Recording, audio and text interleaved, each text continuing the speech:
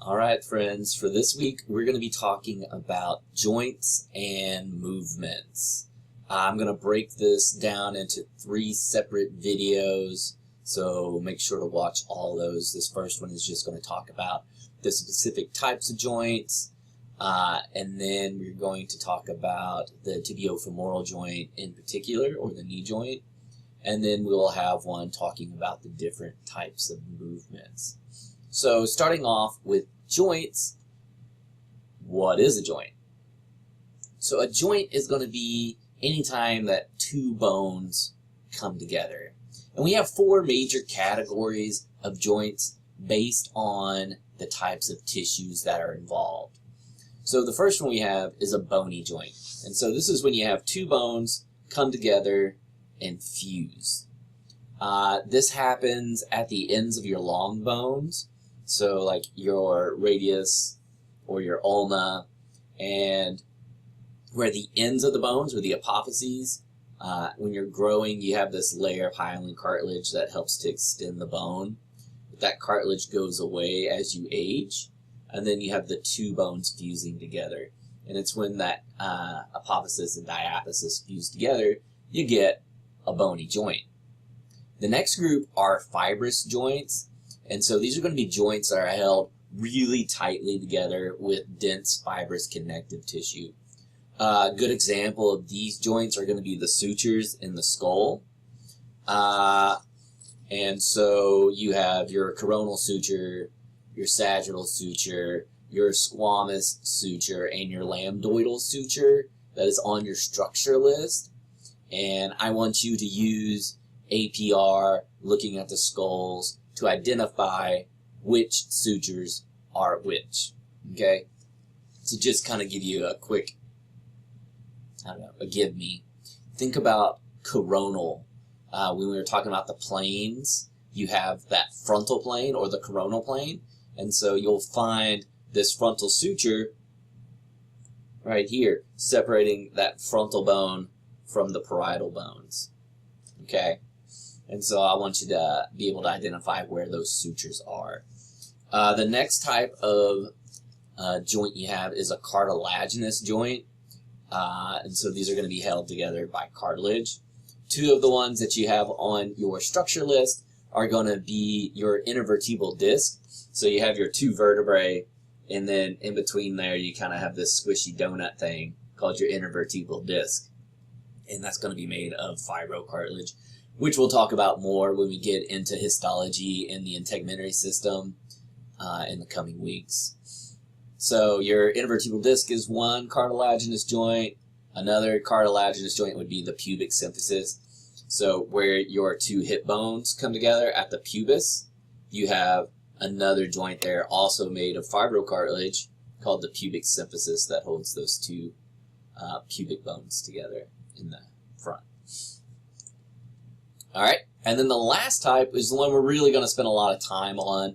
This is the most abundant type you have, and this is going to be your synovial joints. These are the joints you typically think of when you think of joints. These are the joints that freely move. So your jaw joint, right, this temporomandibular joint, is a synovial joint.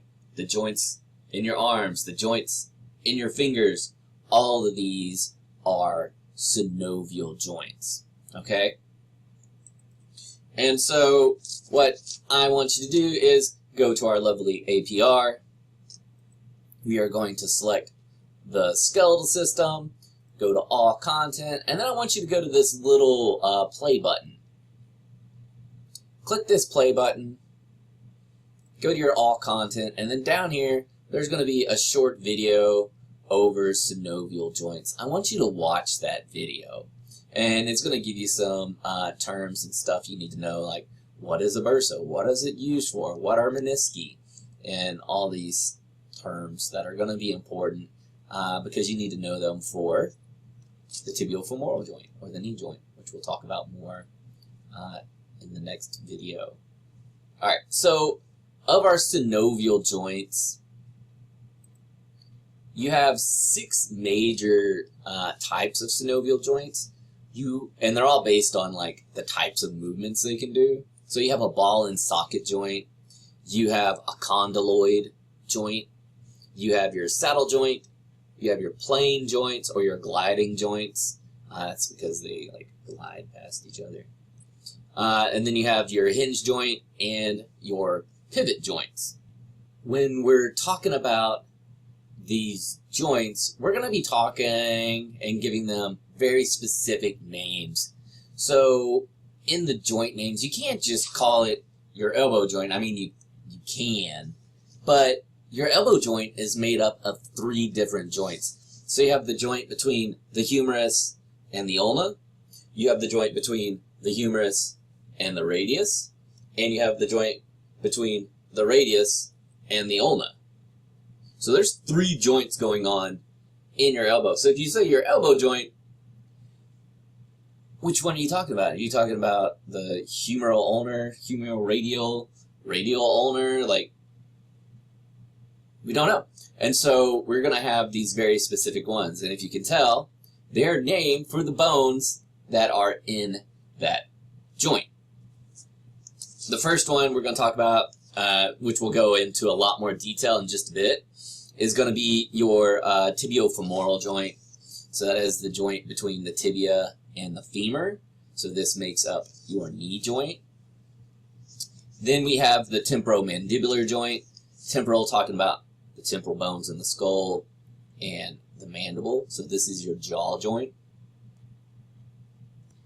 And then we have your atlantoaxial joint between the atlas and the axial bones, so between C1 and C2, allowing for some pivot going on.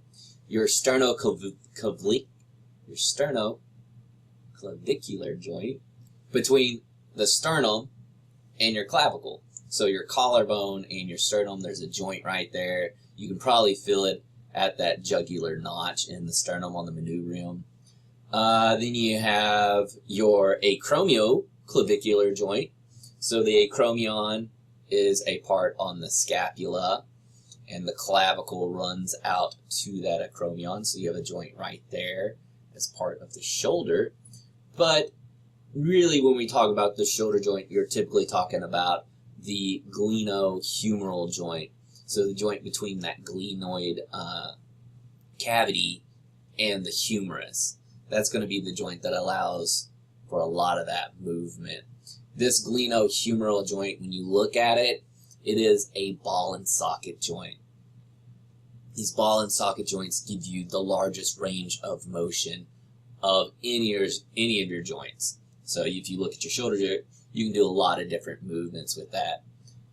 Your hip joint between the femur and the acetabulum is also a ball and socket and can give you a large range of motion. It's a little bit less because the head of that femur is really set in deep in that socket.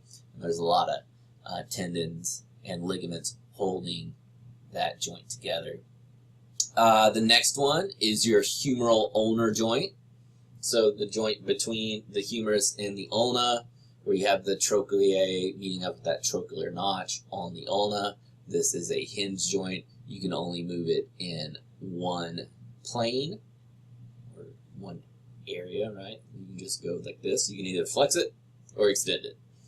Then you have your humeroradial joint. So the joint between the radius, right here on the outside, right, and the humerus, where the radius meets up with the capitulum on the humerus. And then you have your radial ulnar joint. This is going to be the joint between the radius and the ulna, and they kind of sit together like this, and one just pivots inside of the other one. So you can do stuff like this. So if you look at your arm, I can hold my elbow joint steady, but my radius and my ulna can rotate around each other, so they're able to pivot. And that's a type of pivot joint. Then we get down to your intercarpal joints. These are going to be the joints in the wrist, in your carpal bones, between those. These joints just kind of slide past each other. And so these are going to be your plane joints or your gliding joints. Same thing. Then we get down to your trapezio metacarpal joint. That's talking about right here.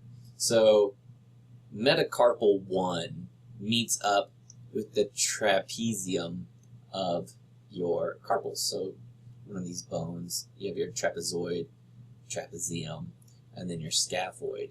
So this trapezium and metacarpal 1 meet up, and they kind of meet up where you have one sitting in here like this, called a saddle joint, and then it allows you to take your thumb and to bring it across, something called opposition, right? And we'll talk more about these movements when we get to the movement section. So this trapezio metacarpal joint is a special one, allowing for opposition. Then you have your metacarpal phalange joint. So these are your phalanges, where the metacarpals meet up with the phalanges. These are condyloid joints. When you look at condyloid joints, they can do a lot of different movements. So I can bend my finger down, up. I can also draw circles with it. So you have a lot of range of motion in this metacarpal phalangeal joint. It's a type of condyloid joint. Probably second in range of motion behind your ball and socket joints. So your condyloid joints can do a lot of different types of movements. Then we have your coxal joint, so the joints in the hip. You have your sacroiliac joint. So when you look at the sacrum, it kind of looks like a V, right? And it comes down, and on either side of the sacrum, you're going to have your two ilia. And so that sacrum kind of sits in between these two ilia and really acts kind of like a keystone in an arch, if you know anything about architecture. And it helps to hold your hip joints into place. It helps to stabilize that hip. And then your tibiofemoral joint, again, we're going to talk about that in a lot more detail in the next video.